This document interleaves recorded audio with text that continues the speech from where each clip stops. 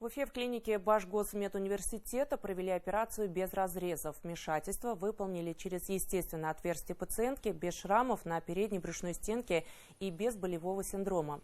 Таким образом, период восстановления сокращается, уменьшается риск постоперационных спаек.